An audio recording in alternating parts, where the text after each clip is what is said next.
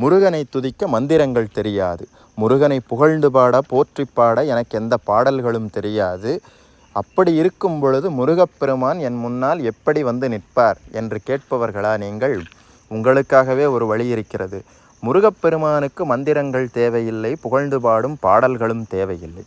ஒரே ஒரு மந்திரம் இருக்கிறது. அது மந்திரம் என்று சொல்வதை விட ஒரே ஒரு பெயர் இருக்கிறது. அதை சொன்னால் போதும், முருகப்பெருமான் உங்கள் முன்னால் ஓடோடி வந்து நிற்பார். அந்த மந்திரத்தை ஆரம்பித்து முடிக்கும் முன்பாகவே உங்கள் முன்னால் வந்து நிற்பார் முருகப்பெருமான்.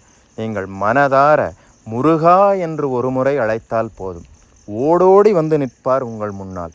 அந்த முருகா என்கின்ற அந்த மந்திரத்திற்கு இருக்கும் தன்மை வேறு எதற்குமே கிடையாது. முருகப்பெருமானை உங்கள் முன்னால் அன்பால் கட்டி இழுத்து கொண்டு வந்து நிற்க வைக்கும் அந்த மந்திரம். அந்த மந்திரத்தை சொல்லி முடிக்கும் முன்பாகவே உங்கள் முன்னால் முருகப்பெருமான் வந்து நிற்பார். இது சத்தியம்.